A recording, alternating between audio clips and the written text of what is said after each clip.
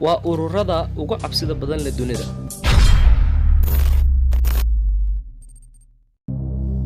ururkan waxaa la dhahaa Bone and Skull Association, waxaana sidoo kale loo yaqaanaa walaalaha geerida. Ana asaasay William Russell sanadkii 1832. jaamacadda Yale ee Mareykanka ayaa waxay u tahay xarun, waana mid ka mid ah jamciyaadka qarsoodiga ah ee ugu tunka weyn ee Mareykanka. xubnaheedu waa isla ardayda dhigata jaamacadda, taasoo ay galaan dadka xuduudda dhaqaale iyo awoodda kule Mareykanka. sidoo kale madaxweyne George Bush iyo wiilkiisa ayaa ka mid ah xubnahooda. ururkan oo ah mid gebi ahaanba qarsoon ayaa waxay si toos ah ula xiriiraan Freemasonry, maadaama cibaadooyinkooda ay dhiirigelinayaan Maasoniyiinta. xubnahooduna waxay kulmaan Axadda iyo Sabtida toddobaad kasta, waxayna qabtaan hawlo ay ka mid yihiin tahriibinta ka ganacsiga maandooriyaha, basaasidda iyo waxyaabo kale.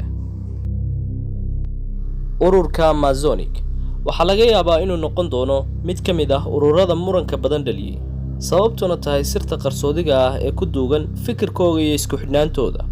xubnaha ururkan waxay isugu yeedhaan kuwo wax dhisa oo xor ah ama free builders, waxayna ku xiraan hay-adooda farsamada dhismaha.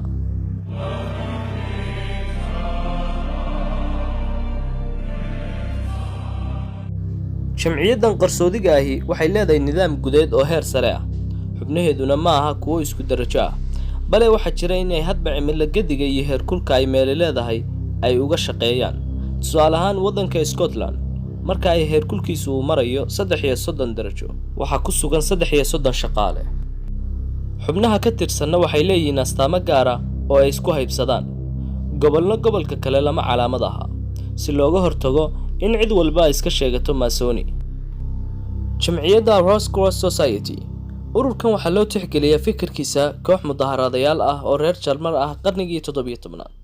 jamciyaddan ayaa waxay markii ugu horeysay baahisay 3 dokumenti oo si xawliya u faafay.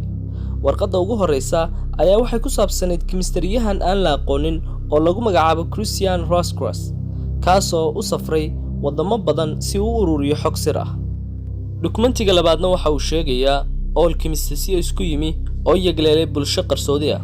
ujeedkooduna uu ahaa inay maskaxda ka dhisaan fikradaha isbedel siyaasadeed iyo caqliyadda reer Yurub. ugu dambeyn, warqadda saddexaad ayaa waxay sheegaysaa casuumad loo diray Christian Rosecross si uu uga qayb galo ugana caawiyo qabsoomidda xafladda arooska kiimikada ee u dhaxaysay boqorka iyo boqoradda qalcadii lagu tilmaami jiray mucjisooyinka. si kastaba ha ahaatee, jamciyaddan sirta ayaa waxay ku doodaan inay ka horreeyeen dokumentiyadan. ilaa hadda waxaa jira dhowr qaybood oo fikirro kala duwan leh. qaar ka mid ah waxay aaminsan yihiin isku dhafka mabaadi'da Katoliga iyo kuwii Rosecross, halka qaarna ay aaminsan yihiin afkaarta Masoniyadda. sidoo kale Masoniyadda ayaa waxay saameyn ku lahayd bilowgii aasaaskii fikradda Rosecross. East Templars Association, ururka macbadka bariga, waa hay'ad qarsoodi ah waxaana aasaasay Aleister Crowley oo lagu naanayso Great Beast, kaasoo sameeyay mabaadi'da diinta uu aaminsan yahay ururkan oo la dhaho Telema. fikirka kooxdan waxay ku qotontaa ama saameyn weyn ku leh barashada Masoniga. sharciga kaliya ee ka jira ururkan ayaa sheegaya waxyaabaha soo socda. waxa la wixii sharcigu farayo. jacaylku waa sharci, jacaylkuna wuxuu ku hoos jiraa hoggaanka.